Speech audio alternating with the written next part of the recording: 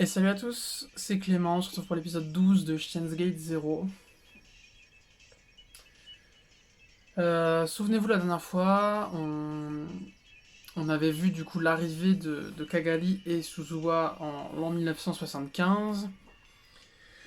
Et sans forcément que le jeu nous le dise, on avait cru comprendre que Kagali et Suzuwa s'étaient séparés à l'arrivée. Alors on sait pas trop pourquoi, on sait juste que Suzuwa la cherchait à cette époque.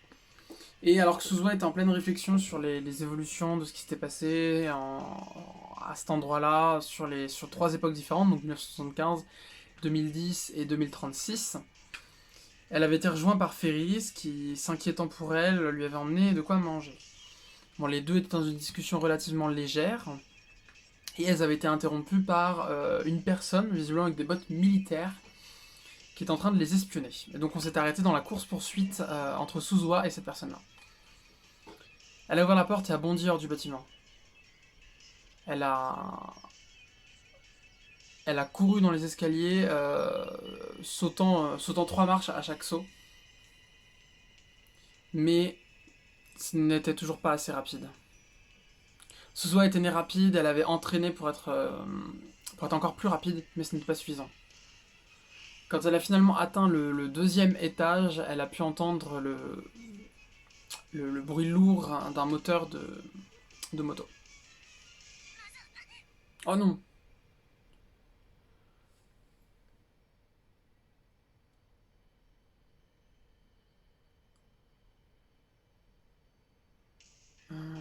Elle a paniqué et a glissé sur un objet qui avait été laissé au milieu des escaliers.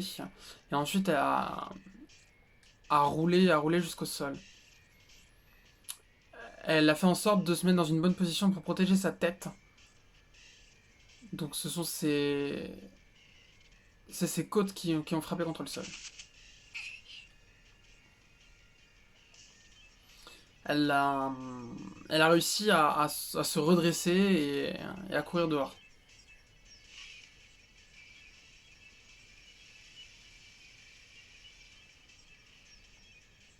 Elle pouvait voir une traînée de fumée du motocycle partir.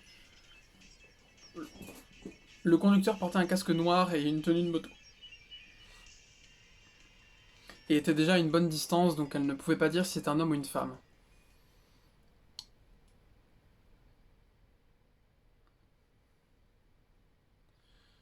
L'engin a fait un bruit fort, comme pour se moquer d'elle, et ils ont tourné au coin de la rue et ont disparu vers la rue du central.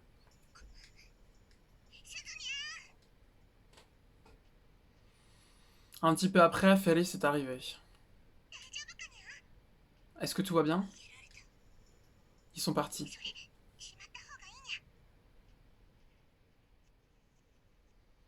Tu devrais mettre ça. Oh.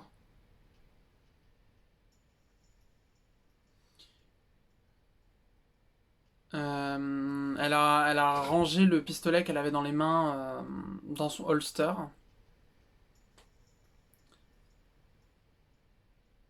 Et elle a décollé ses cheveux de son front que la transpiration avait collé, quoi. Qui c'était ça?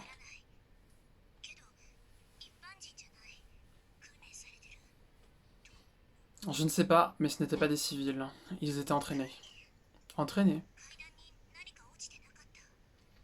Est-ce qu'il y avait quelque chose dans les escaliers? Un sac.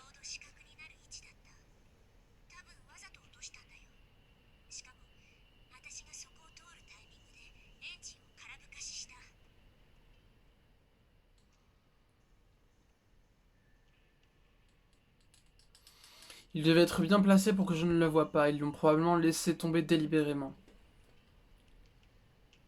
Et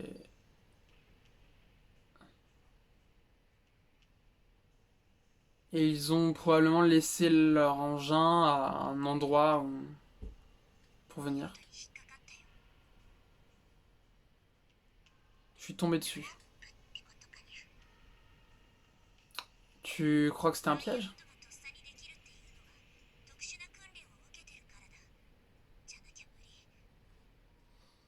Seulement une personne avec un entraînement spécial aurait pu penser à faire ça. Personne d'autre n'aurait pu. Suzuha a regardé dans la direction où l'engin avait disparu et a commencé à réfléchir. Qui était-ce? Le CERN? Il y avait un groupe non officiel du CERN, les Rounders, qui cherchaient les IBN 5100 à Akihabara. C'est ce que Okabe Rintaro lui avait dit. Mais ils les avaient seulement rencontrés dans une autre ligne temporelle.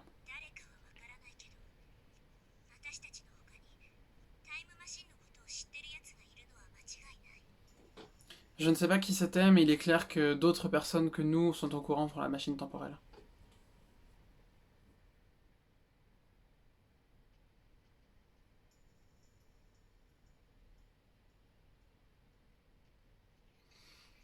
Est-ce qu'ils étaient seulement au courant mais ne comptaient rien faire de plus? Ou est-ce qu'ils avaient l'intention de lui voler la machine? Tant qu'elle ne savait pas, elle préférait penser au pire, ou alors elle ne serait pas préparée à affronter ça. Elle a levé les yeux vers le ciel et a soupiré. Ça commençait à devenir une mauvaise habitude.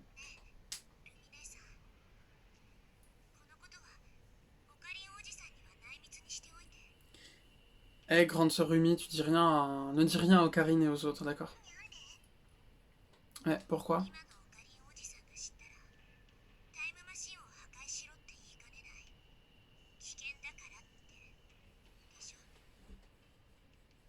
S'il la prend, il va sans doute dire que la machine est trop dangereuse et qu'il faut la détruire, tu comprends? C'est vrai, mais...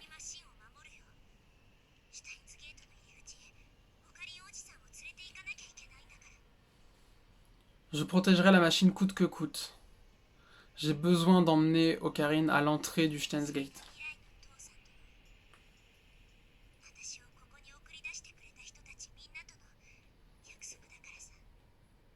C'est la promesse que j'ai faite à mon père et à toutes les personnes qui m'ont envoyé ici.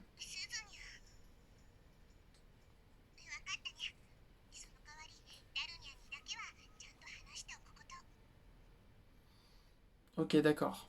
Par contre, en échange, je veux que tu le dises à Daro.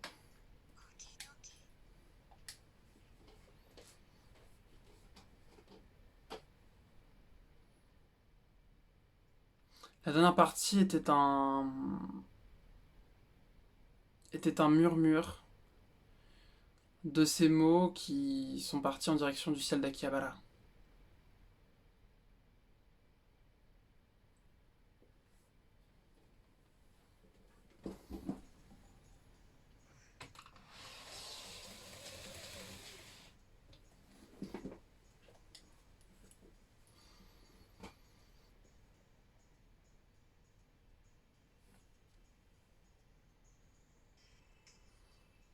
Mao Yajo était impatiente. Elle savait exactement pourquoi, mais elle ne voulait pas se l'admettre.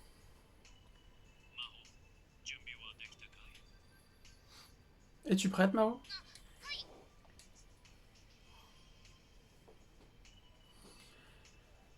Elle s'est maladroitement levée de sa chaise alors que le docteur Leskinen lui parlait. Quoi?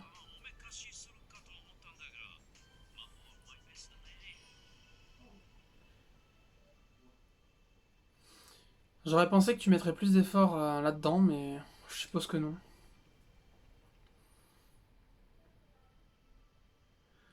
Docteur Leskinen l'a fixé pendant un moment puis a parlé. Il était évident qu'il faisait référence à sa tenue.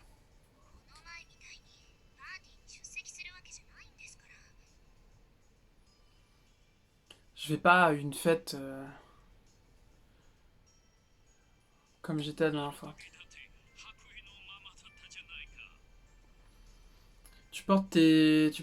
Ta tenue de labo comme ça aussi. Mais c'est parce que j'ai oublié mes vêtements. Ah, c'est vrai. Docteur Liskinen portait son traducteur tout le temps ces derniers jours. En fait, il avait demandé à Mao de lui parler en japonais.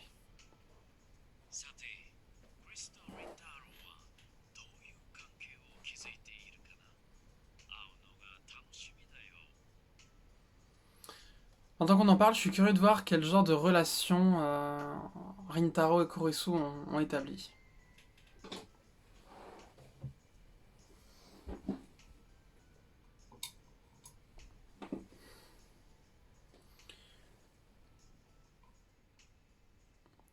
Mao et les Skinen étaient sur le point d'aller à Tokyo. Ils allaient rencontrer Okabe Rintaro. Ça faisait maintenant 2 semaines qu'il lui avait demandé de tester Amadeus. Il était temps de faire le premier rapport. Évidemment, c'était la raison pour laquelle Mao était impatiente. Elle était nerveuse de voir Okabe. Non, de voir Amadeus Kurisu pour la première fois depuis un moment. Évidemment, Mao était en capacité de parler avec Amadeus Kurisu quand elle le voulait, mais depuis qu'elle avait demandé à Okabe d'être un testeur, elle avait essayé d'éviter le plus possible. Elle ne voulait pas que ses conversations avec elle ajoutent un biais.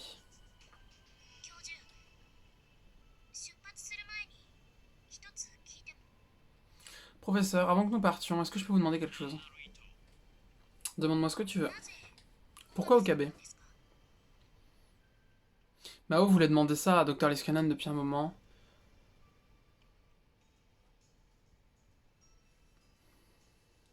Si elle voulait lui demander, elle pensait que c'était le maintenant.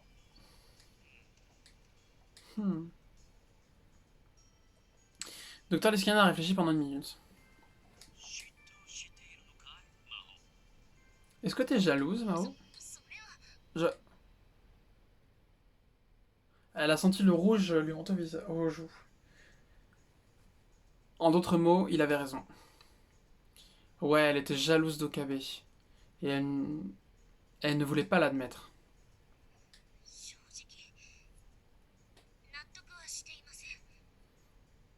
Pour être honnête, ça me dérange. Il y a d'autres personnes qui auraient pu être le partenaire de conversation.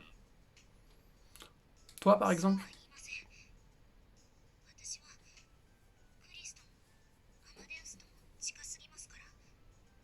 C'est pas ce que je dis, je suis trop proche de Kurisu et d'Amadeus. Rintaro est un bon gars. Si vous croyez vraiment ça, vous êtes vraiment naïf.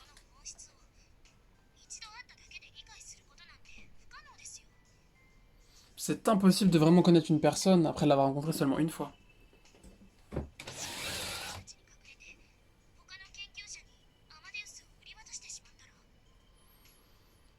Qu'est-ce qu'on va faire s'il vend secrètement Amadeus à un autre laboratoire?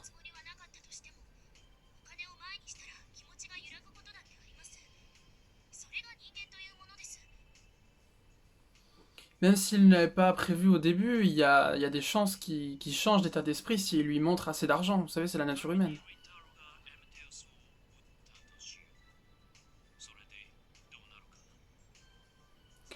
Ok, admettons. Rintaro vend Amadeus. Qu'est-ce qui se passera ensuite?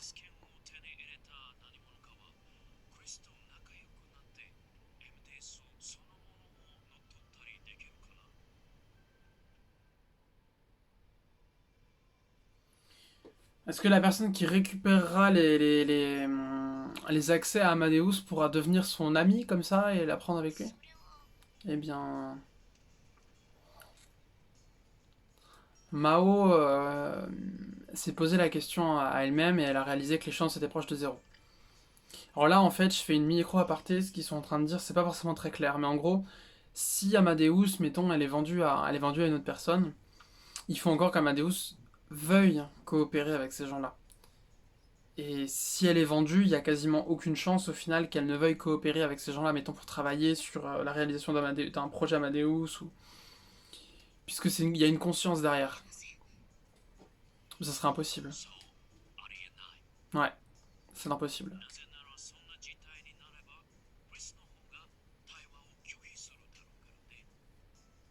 Parce que si ça venait à arriver, Kurisu refuserait de travailler avec eux.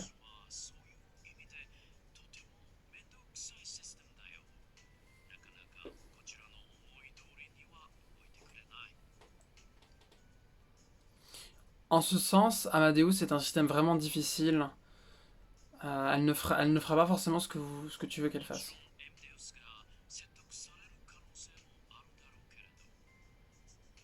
Évidemment, il est possible aussi qu'Amadeus soit persuadé, mais...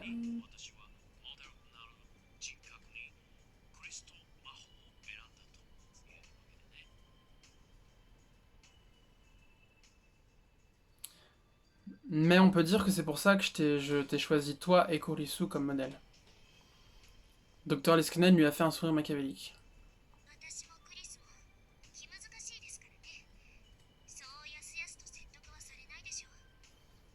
Kurisu et moi avons des personnalités fortes. Ce serait difficile de nous persuader à faire quelque chose.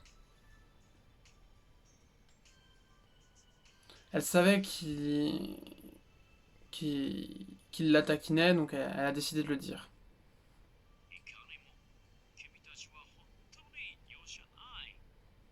En fait, vous êtes vraiment sans pitié toutes les deux. Et c'est la meilleure sécurité que je peux avoir. Ça ressemble un peu à une insulte là.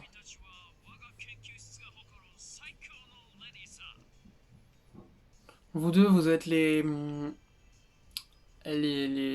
meilleures femmes que notre institution peut offrir. Docteur Leskinen a souri joyeusement. Il avait toujours une innocence d'enfant en lui.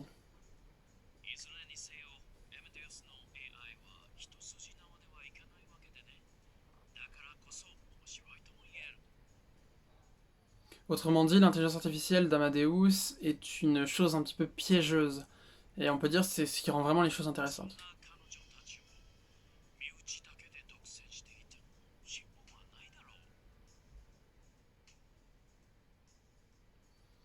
Juste retenir Amadeus contre son gré et la forcer à travailler, ça ne nous donnera aucun progrès.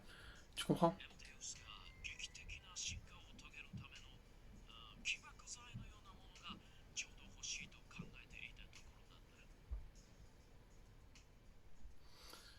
C'est pour ça d'ailleurs que j'ai réfléchi à comment faire en sorte que Amadeus puisse réellement évoluer.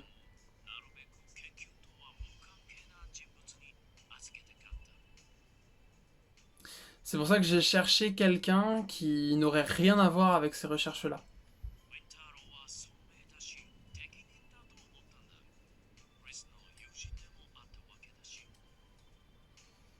Rintaro est intelligent et je pense que c'est un bon choix. C'est aussi un ami de Kurisu.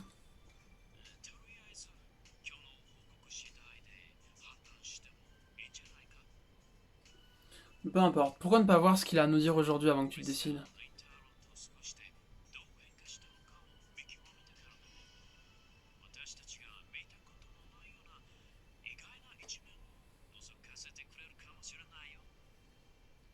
Tout d'abord, allons voir à quel point Amadeus Kurisu a changé depuis qu'elle travaille avec Rintaro.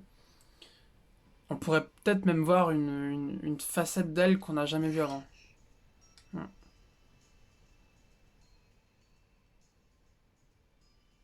C'est justement ce qui la rendait nerveuse. Si Amadeus Kurisu avait changé à une personne qu'elle ne connaissait pas, ça la rendrait vraiment triste. Il est l'heure, allons-y. Mao a acquiescé.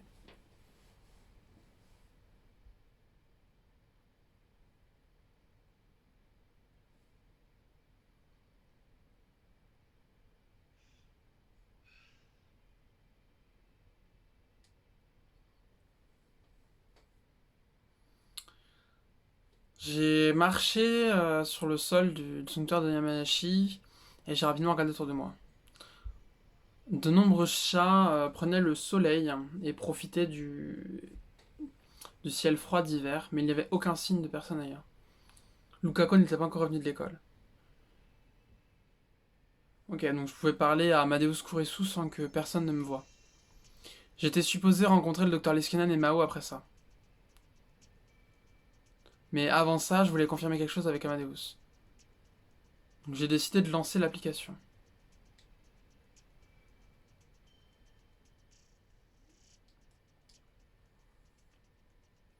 À chaque fois que je veux parler à Amadeus Kurisu, je dois faire attention à où je suis.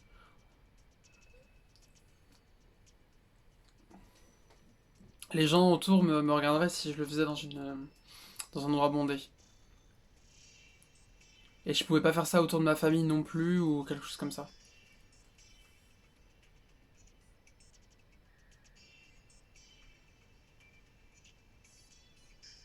En ce sens, à la seule exception que Lukako ou Mayuri pourraient apparaître, le sanctuaire n'était pas une mauvaise idée.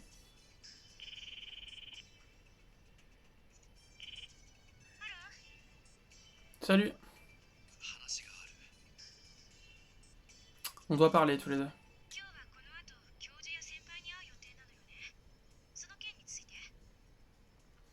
Ta rencontre avec le professeur Emao a lieu bientôt, non? C'est ça dont tu veux parler? Oui.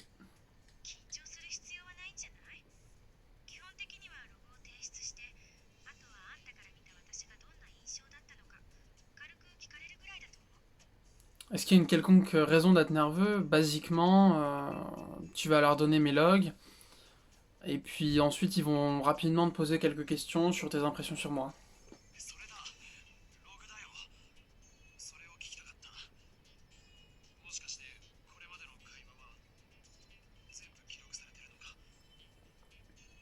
C'est ça, les logs. Ce que je voudrais savoir à propos de ça, c'est est-ce que toutes nos conversations ont été enregistrées?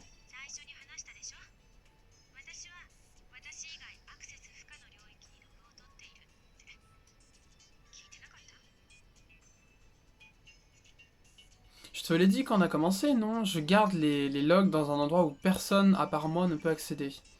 Est-ce que tu m'écoutais pas?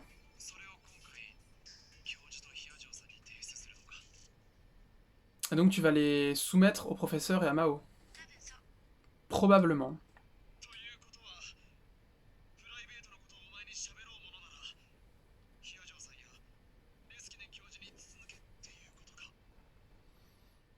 Ce qui veut dire que si je te raconte des choses personnelles sur moi, le docteur Liskenen et Mao vont les entendre aussi.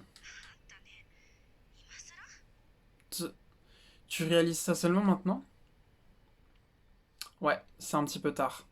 Kurisu et moi avons parlé depuis 2 semaines maintenant.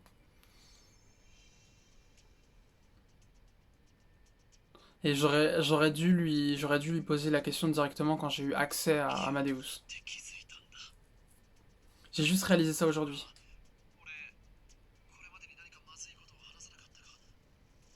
Est-ce que je t'ai dit des choses que j'aurais pas dû te dire?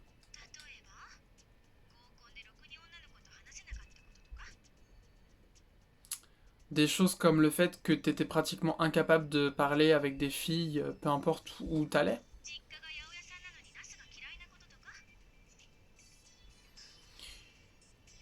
Ou alors le fait que ta famille vend des légumes alors que tu ne les aimes pas? Non, c'est pas que je les aime pas, c'est juste que c'est pas ce que j'aime le plus. Si c'est juste ça, ça va, c'est pas très grave.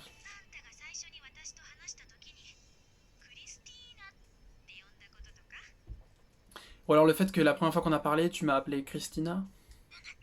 Euh, S'il te plaît, oublie à propos de ça.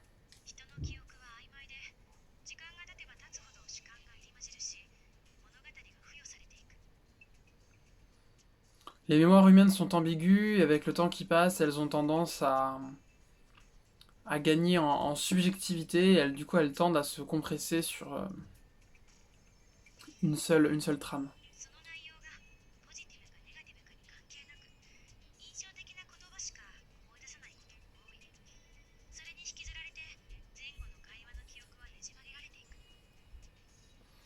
Indépendamment du fait que les souvenirs soient bons ou mauvais, il est commun de seulement se rappeler des choses qui ont laissé une impression.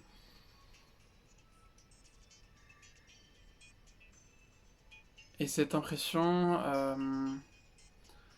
altère souvent les mémoires qui entourent cette conversation. Hein? De quoi elle parle?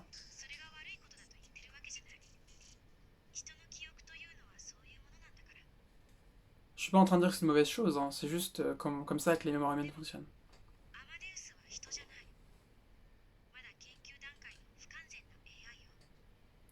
Mais Amadeus n'est pas humaine. C'est une intelligence artificielle incomplète, toujours en recherche.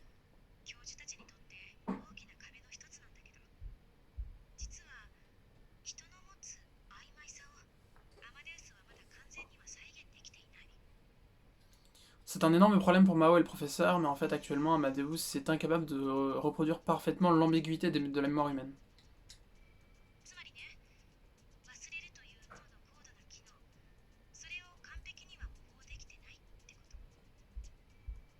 En d'autres termes, je ne peux pas complètement reproduire la haute fonction intellectuelle qui est oubliée.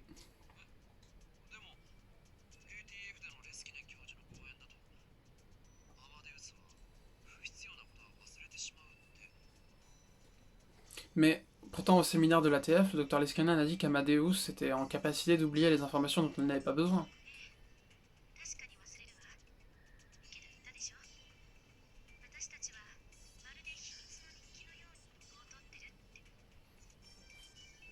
Ouais, je peux oublier des choses, mais souviens-toi bien de ce que j'ai dit. Hein.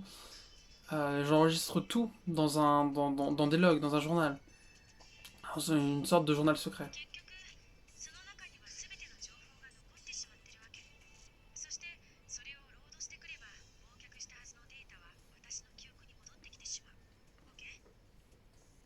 Et donc finalement, toutes les informations qui sont stockées là, si je les recharge à nouveau, toutes les données que j'ai pu avoir oubliées reviendront en moi. Tu comprends?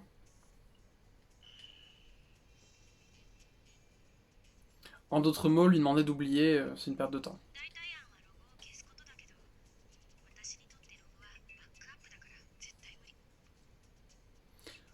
Un autre plan est de me faire de supprimer mes logs, mais il y a aussi mes sauvegardes, donc ça n'arrivera pas.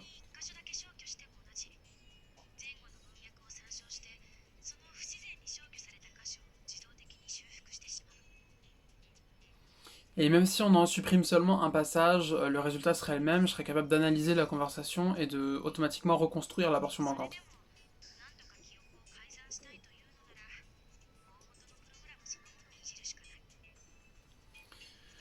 Et si tu veux altérer ma mémoire, évidemment, tu vas te confronter au programme principal. De toute façon, j'ai pas ce niveau-là d'accès, donc... Et puis de toute manière, je comprends même pas comment un tel programme fonctionne.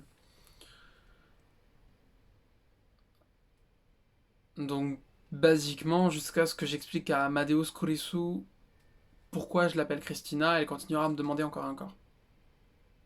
Quelle plaie. Et donc, pourquoi Christina?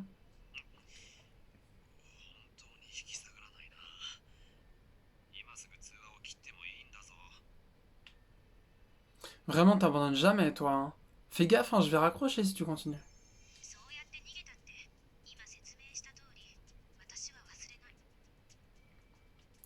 Même si tu fuis, comme je l'ai expliqué avant, j'oublierai pas.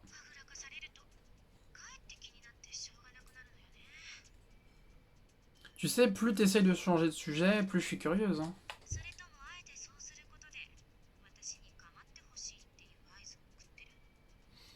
Ou alors est-ce que c'est un plan pour que je m'intéresse à toi?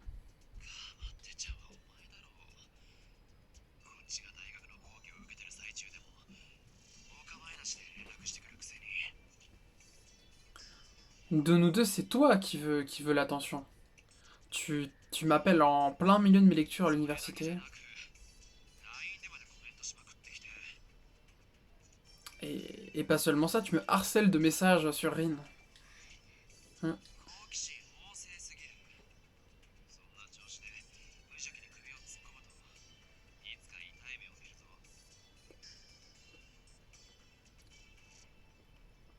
T'es vraiment trop curieuse. Si tu continues comme ça à, à poser trop de questions, un de ces jours, tu vas sans doute le regretter. Un scientifique ne peut pas fonctionner s'il n'est pas curieux. Ça y est, elle est en colère contre moi.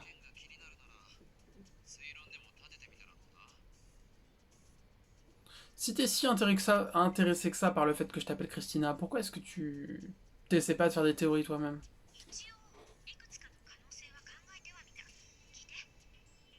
En fait, j'en ai quelques-unes à l'heure actuelle. Écoute-les. Elle va vraiment s'engager là-dedans.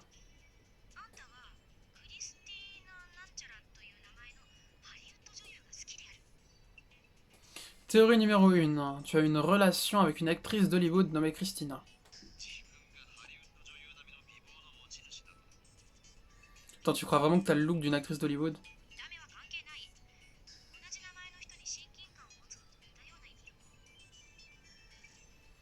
L'apparence ne compte pas, c'est comment tu te sens proche avec une personne du même nom. Donc c'est ce que tu dis en d'autres mots. Okabe Rintaro se sent proche de moi.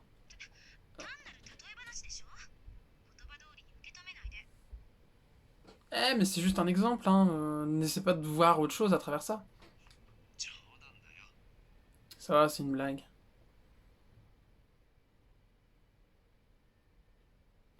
À chaque fois que je parle avec elle, j'ai besoin de me moquer. Je ferais mieux de faire attention.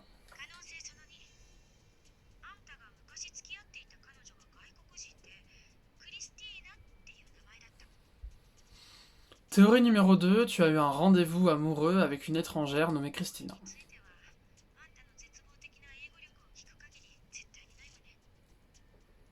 Étant donné tes capacités en anglais, je pense que ceux-là, on peut l'écarter d'office, hein.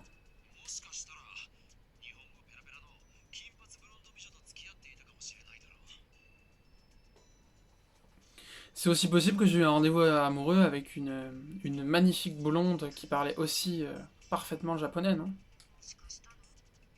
C'est vrai.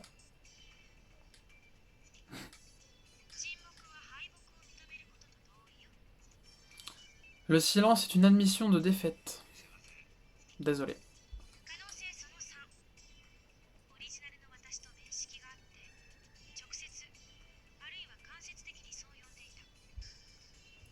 Théorie numéro 3, tu connaissais mon mot original et tu l'appelais comme ça, directement ou indirectement.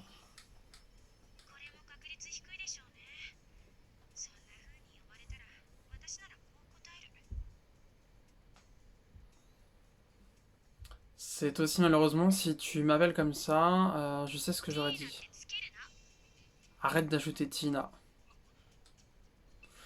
Ouais, alors, petite explication là-dessus, parce que c'est vrai que bon, c'est un jeu de mots en japonais en fait.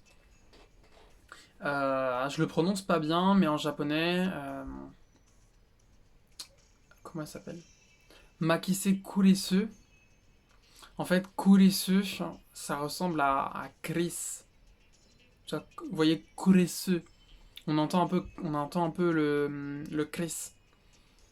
Et du coup, lui, quand il l'appelle, en français, je dis Christina, mais en japonais, ça fait Kuristina. Vous voyez, il y a Kuristina. Du coup, c'est pour ça qu'elle dit ça. C'est pour ça qu'elle dit, si tu me l'avais, si tu l'as dit à mon vrai moi, je sais comment j'aurais répondu. Je t'aurais dit, arrête d'ajouter Tina, parce que du coup, son prénom c'est Kurisu. Et du coup, lui, il a appelé Kurisu Tina. Ouais, c'est exactement ça. C'est exactement ce que Kurisu disait. Mais je ne pouvais pas m'arrêter parce que j'étais embarrassé. Le génie nommé Makise Koresu était une personne que j'avais toujours voulu être. Qu'est-ce que tu veux dire?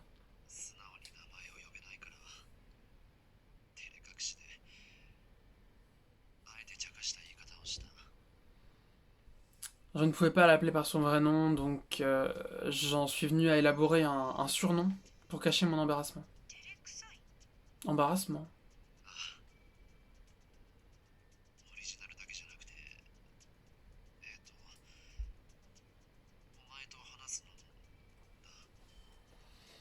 Ouais. Et d'ailleurs, pas seulement avec l'original, même quand je parle avec toi, je le ressens aussi. Moi?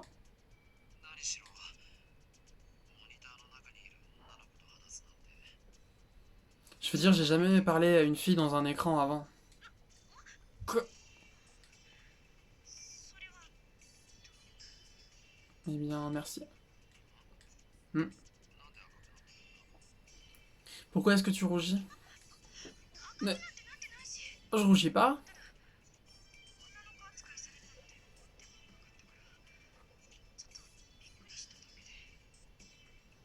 Je m'attendais juste pas à ce que tu me traites comme une fille, ça m'a un peu surpris. Même cette réaction, c'était un peu comme Colosseux.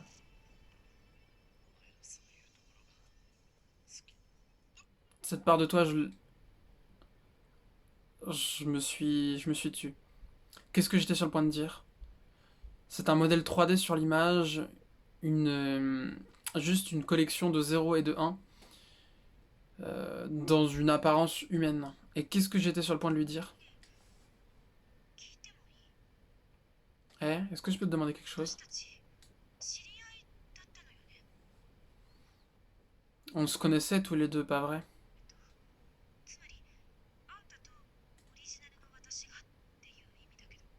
Je veux dire, toi et mon moi original. Hmm.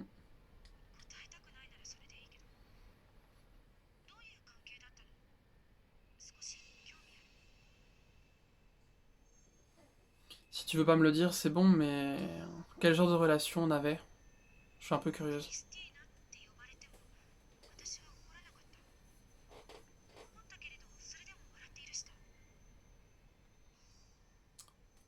Est-ce que je m'énervais pas quand tu m'appelais Christina, ou alors au contraire je m'énervais mais après je rigolais et je te pardonnais?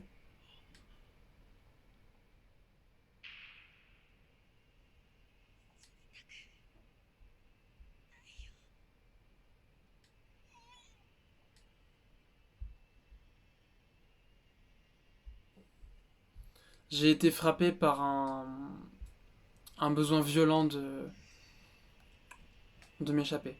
Je pouvais voir Kurisu devant moi couverte de sang. Elle me regardait avec ses yeux froids. Tu m'as tué.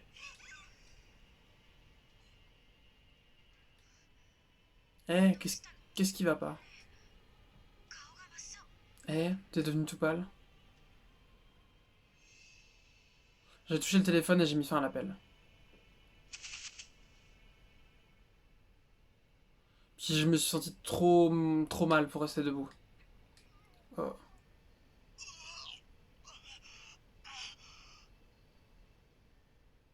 J'ai essayé de vomir, mais rien n'est venu. Mes mains tremblaient. C'était bon, je pouvais pas changer la réalité. Mais j'étais là, en train de parler à Amadeus Kurisu, comme si rien ne s'était produit. Et j'étais en train de la traiter comme la vraie Kurisu, en essayant de fuir ce que j'avais fait. Et j'étais juste là à m'amuser avec elle. C'était faux. Je ne devais plus lui parler du tout. Et puis là, un appel est venu d'Amadeus Kurisu.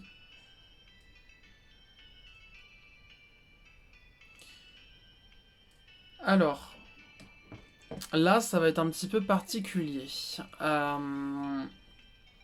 Pourquoi? Je vous avais expliqué qu'en fait, le jeu Steins Gate Zero allait se séparer à un moment donné en deux branches majeures. Et je crois qu'on y est. On est rendu au moment où le jeu se sépare en deux branches. Donc là, je vais avoir deux possibilités.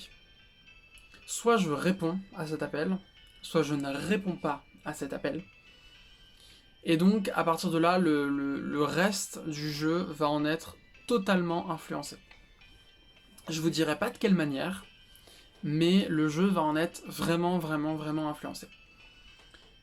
Du coup, voilà, ce que je vous dis là maintenant, gardez-le bien en tête, ce qui va se passer dans le let's play.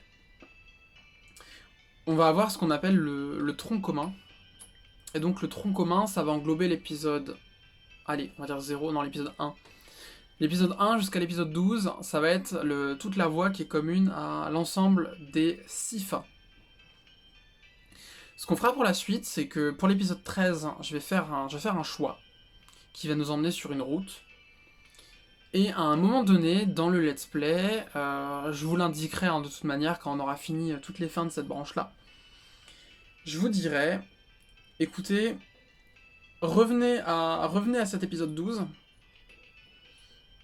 re-regardez ce passage, et on va reprendre, donc on reprendra à cet endroit-là, mais juste un petit peu après.